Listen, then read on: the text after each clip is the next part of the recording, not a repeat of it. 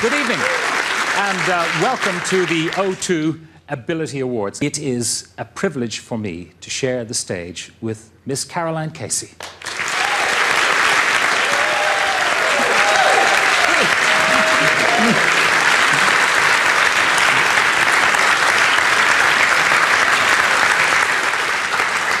This is a night of achievement. All of you here tonight are winners. It's fantastic to believe that you actually make sure that you understand the importance that people with disability bring to your business. We can't thank you enough. Every company tonight is represented by their CEO or their managing director. What is best practice in customer service? People often forget that people with disabilities are equally as much a customer as anybody else. So what have the judges got to say? Well, in the very competitive environment in which business is operating, customer service is a critical part of the success story of any business. This Customer Service Award is granted to companies who provide a level of service to their customers, but also provide that allowing the person with disabilities to access their service with a level of dignity. The Customer Service Award goes to the company or the organisation that goes the extra mile to provide absolute 100% satisfaction to its customers, regardless of how they look or how they function.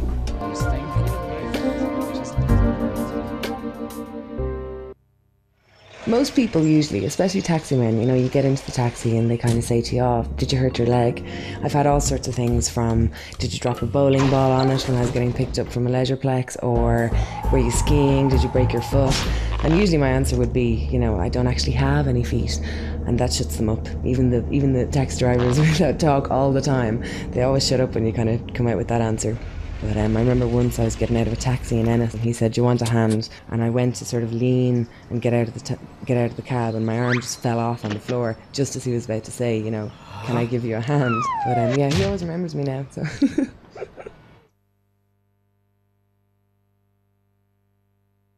When I first got involved with Caroline Casey, I became acutely conscious of how little information that we had on any aspect of the employment of people with disabilities. I would say that I would have been more conscious of working with people with disabilities in the public sector than I would have been in the private sector. The whole notion, I suppose, that the employment of people with disabilities is an opportunity rather than an obligation or a duty is something that I think is only beginning to emerge. There are some obvious obstacles which have to do with, if you like, the physical environment and the need to provide special technologies maybe and things like that. I took another step, nothing, nice slow traffic. Some of it had come to a standstill, took another step, police motorcycle comes, chops my leg off, crushes my pelvis, punctures my lung, and I go one way, my leg goes the other. All I can think about is I just bought those trainers, they've got blood all over them. Eventually an ambulance comes and the policeman's broke his wrist, so the ambulance comes. I think, oh my God, that's great, I'm not going to die. I'm coming in and out of consciousness because the endorphins, the adrenaline's kicked in. You can't feel anything until later. And this ambulance drives off and I went, hang on a minute, well, where did he go? Just thinking it to myself and realised he took the policeman away who sprained his wrist. So I thought, well, that's great, I'm just lying here, I wonder if anyone's going to get here. 40 minutes later, a wonderful Virgin helicopter came. But the other week, I was actually pulled over by the police. Oh, the officer said to me, get out of your car and walk in a straight line. Shit. Well, I did. Thank God they didn't breathalyze me.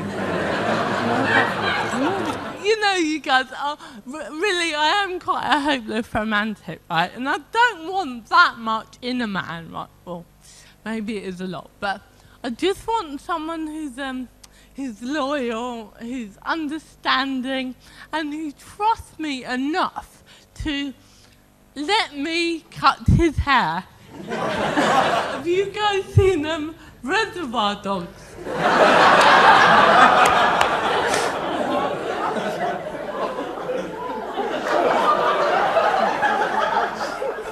Have you been on a holiday recently?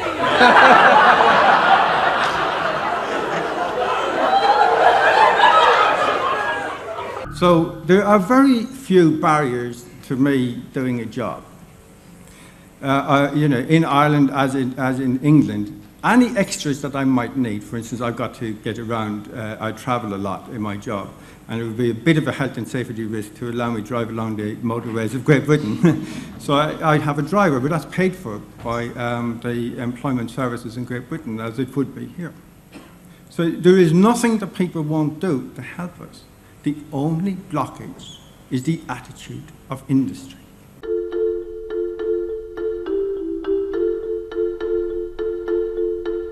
Everybody needs help at some stage with something.